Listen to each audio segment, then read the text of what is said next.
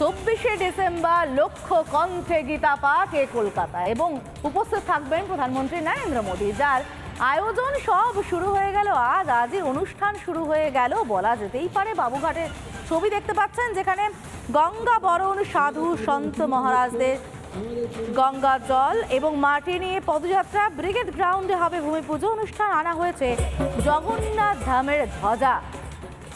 আমাদের সঙ্গে এলিনা রয়েছে, সরাসরি আমি চলে যাব এলিনার কাছে। এলিনা, তোড়জোড় দেখতে পাচ্ছি, বেশ মহা সমারোহে হচ্ছে, ঠিক কি কি ছবি তোমার ক্যামেরায় ধরা পড়লো?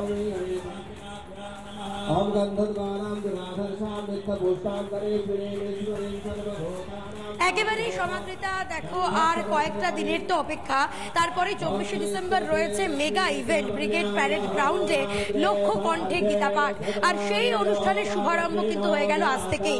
এই মুহূর্তে তোমাকে ছবিটা দেখাই, ব্রিগেড প্যারেড গ্রাউন্ডে এই মুহূর্তে সাধু সন্তরা পুরোহিত মশাই প্রত্যেকে ভূমি পুজোর অনুষ্ঠান কিন্তু শুরু করে দিয়েছেন এবং আজকে ভূমি পুজোর পরেই যে জায়গা থেকে এই ব্রিগেড প্যারেড গ্রাউন্ডে গীতা পাঠ হবে সেই গীতা পাঠের প্যান্ডেল কিন্তু শুরু হয়ে যাবে।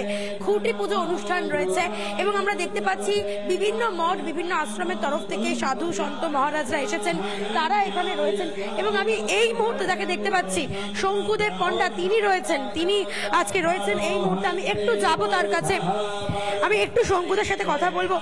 এই মুহূর্তে পুজোয় রয়েছেন তিনি, এই মুহূর্তে কথা বলতে চাইছেন না, পুজোয় বসেছেন, তিনি হাত নেড়ে দেখালেন, পুজোয় তিনি মন্ত্র উচ্চারণ করছেন, এই মুহূর্তে তিনি কথা বলতে পারবেন না, কিন্তু আমরা এর আগেও তার সঙ্গে কথা বলেছি, তিনি জানিয়েছেন সত্যি এটা একটা পবিত্র অনুষ্ঠান, যে পবিত্র অনুষ্ঠানে পুরীর জগন্নাথ মন্দির থেকে ধ্বজা আনা হয়েছে এবং আজকে সেই ধ্বজা কিন্তু উত্তোলন করা হবে।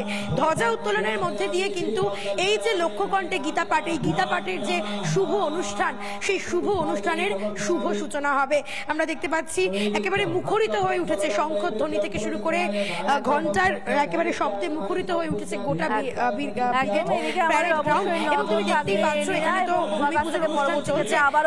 ছবি দেখবো আমরা এবং দেখাবো দর্শকদের যে 24শে ডিসেম্বর লক্ষ্য কণ্ঠে গীতা পাঠ, সেই ছবি আপনারা প্রতি মুহূর্তে আপডেট দেখতে পাবেন রিপাবলিক বাংলা। কি বলছেন এই নিয়ে দিলীপ ঘোষ বিজেপি নেতা এবং রবীন দেব সিপিএম নেতা, শুনে নেব। ধর্মীয় উস্কানি দেখছে, তারা নিজেরাই তো চণ্ডী পাঠ শুরু করে দিয়েছে। যদি জিনিসটা তো খারাপ নয়, আপনারা করুন না, আমি বলছি সবাই করা উচিত। ভারতবর্ষ সংস্কৃতির সঙ্গে গীতা যুক্ত, সারা বিশ্বে এখন গীতার প্রচার চলছে বিভিন্ন ভাষাতে। আজকে মানুষের জীবনে যে সমস্যা, তার থেকে মানুষ মুক্তি পাচ্ছে গীতার মাধ্যমে।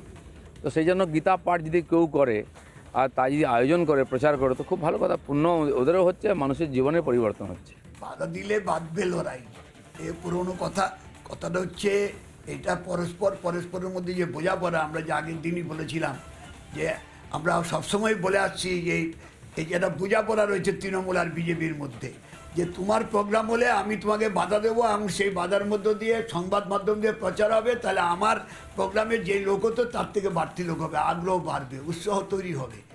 এটাই এখন চলছে। এখন দেখবেন